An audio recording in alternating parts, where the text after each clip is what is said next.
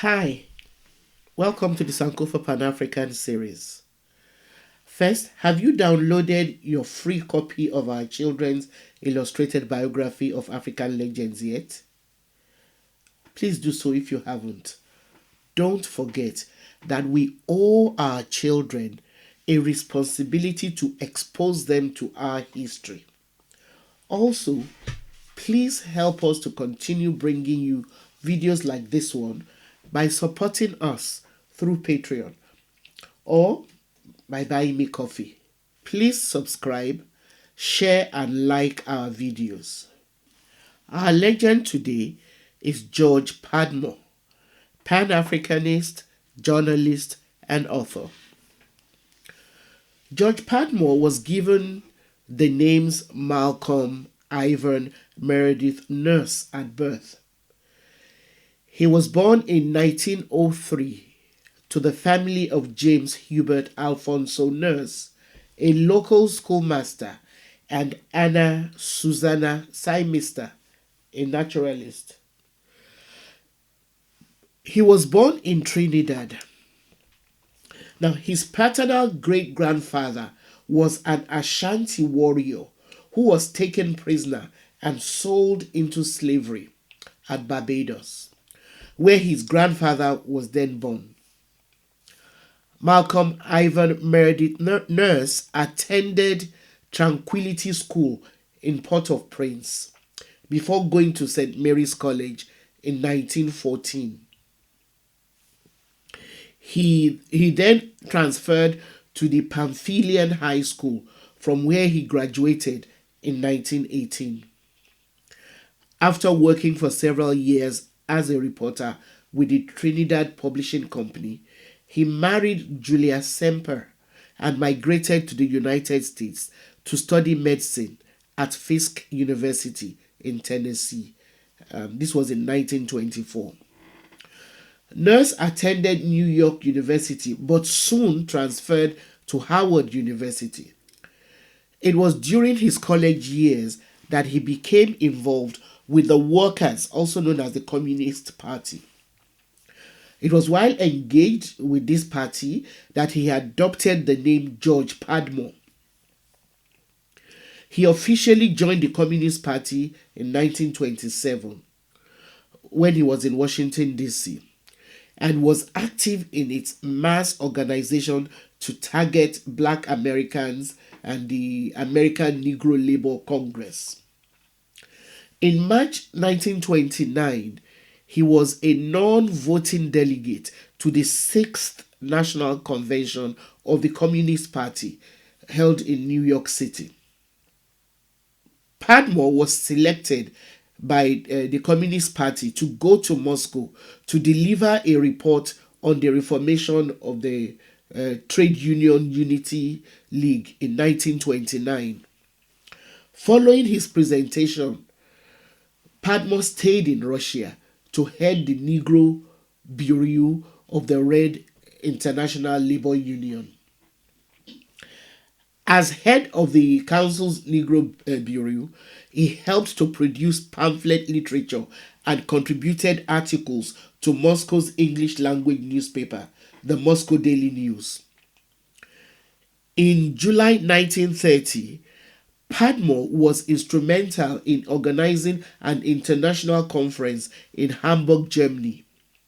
He also lived in Vienna, Austria, where he edited the monthly publication of the new group, the Negro Worker.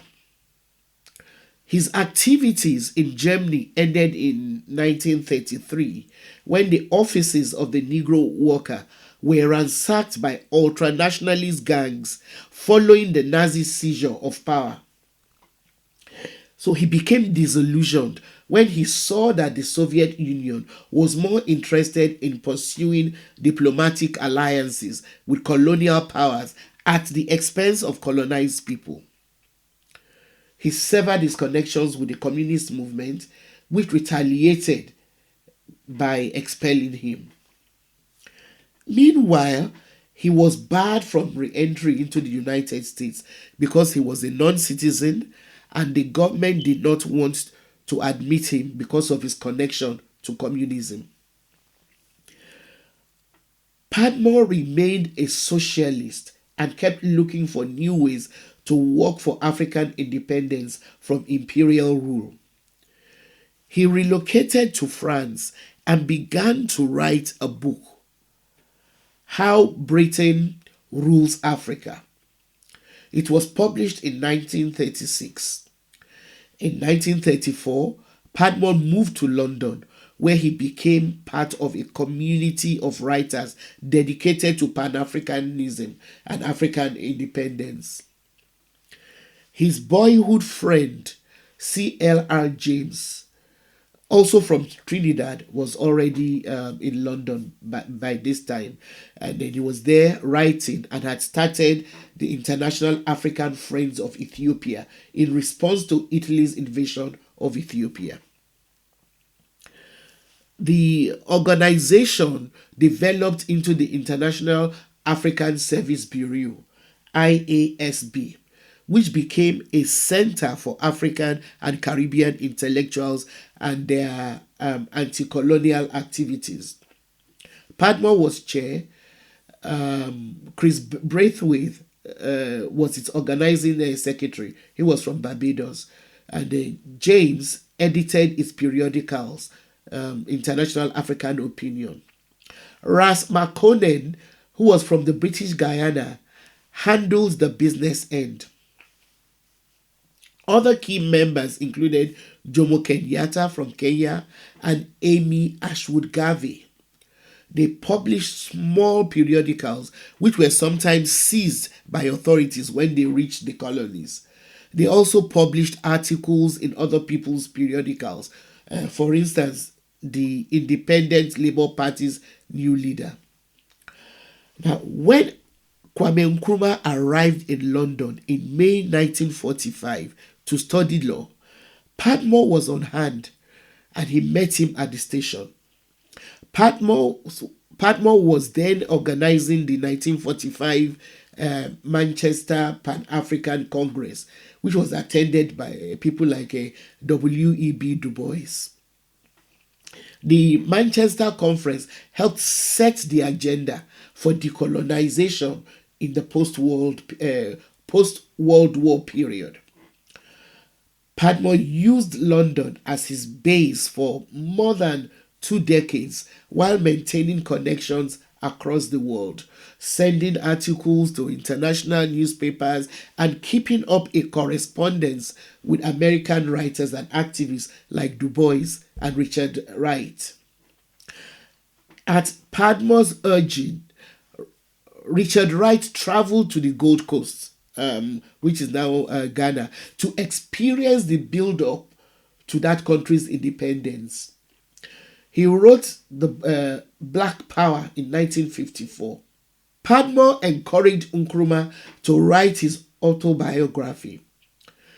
He also accepted Nkrumah's invitation to move to Ghana.